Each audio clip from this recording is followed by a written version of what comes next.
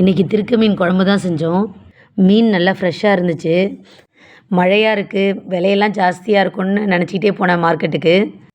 அங்கே போனால் விலையெல்லாம் ரொம்ப சீப்பாக இருக்குங்க. போன வாரம் நான் போகும்போது கூட்டமான கூட்டம், நிற்க கூட முடியல. ஆனால் இந்த வாரம் கூட்டமே இல்லை. மழையில் விலை அதிகமாக இருக்கும்னு நினச்சிருப்பாங்க. மீன் ரேட்லாம் ரொம்ப கம்மிங்க. 1 கிலோ திருக்கையே வந்து 250 ரூபா தான். மழைக்கு இதமாக பூண்டு குழம்பு வைப்போம் அப்படின்னு சொல்லி வாங்கிட்டு வந்தேங்க. ஆனால் பூண்டை உரிச்சிருக்கேன் பாருங்க. நிறைய போட்டால் தான் பூண்டு குழம்பு நல்லாயிருக்கும். நானும் உரிக்கிறேன் பூண்டே அதிகமாகவே வரலைங்க. கொஞ்சம் தான் வந்துச்சு கடைசி வரைக்குமே. பெரிய பூண்டு போடலாம், ஆனால் வந்து டேஸ்ட்டாக இருக்காது. சின்ன பூண்டு அளவுக்கு டேஸ்ட்டு வராது. எப்படியோ உயிரை கொடுத்து போராடி அந்த பூண்டை உரிச்சிட்டேங்க. நிறைய பேர் திருக்க மீனே வந்து தெரியாதுன்னு சொல்கிறாங்க. பக்கத்தில் இருந்த அம்மா சொன்னாங்க, ஐயோ இந்த மீன் ஒரு மாதிரியாக இருக்கும், நல்லா இருக்காது அப்படின்ற மாதிரி சொன்னாங்க. உண்மையிலே திருக்க செம்ம டேஸ்ட்டாக இருக்குங்க. பூண்டு மிளகை போட்டு வச்சிங்கன்னா 2 நாள் ஆனாலும் அவ்வளோ டேஸ்ட்டாக இருக்கும்.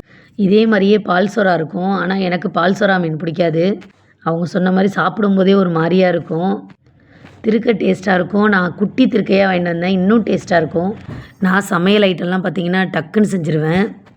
எந்த சாப்பாடாக இருந்தாலும் சரி, எந்த குழம்பாக இருந்தாலும் சரி, போவேன், ஒரு 1/2 மணி நேரத்தில் செஞ்சுட்டு திரும்ப வந்துடுவேன். கிச்சன்லேயே ரொம்ப நாளெலாம் நான் நின்றுக்கிட்டே இருக்க மாட்டேன். எங்கள் அண்ணிலாம் பார்த்திங்கன்னா நாள் ஃபுல்லாக கிச்சனில் நிற்க சொன்னால் கூட நின்றுக்கிட்டே இருப்பாங்க. ஏதோ ஒன்று செஞ்சுக்கிட்டே இருப்பாங்க. ஆனால் கிச்சனை விட்டு நவரவே மாட்டாங்க. எப்படி தான் சமைக்கிறியோ ராஜி அப்படின்னு கேட்பாங்க. அந்தளவுக்கு நான் ஃபாஸ்ட்டாக சமைச்சிருவேன்.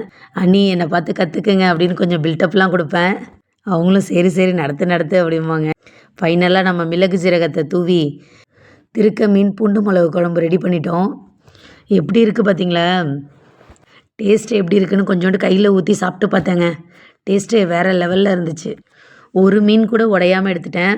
ஒரு 10 செகண்டு தான் வந்து கொதிக்க விடணும். மீன் உடனே வெந்துடும். குழம்பு ரெடி ஆகிடுச்சிங்க. நான் டக்குன்னு 2 தோசையை ஊற்றி குழம்பு ஊற்றி சாப்பிட்டு பார்த்தேன். செம்ம டேஸ்ட்டாக இருந்துச்சு.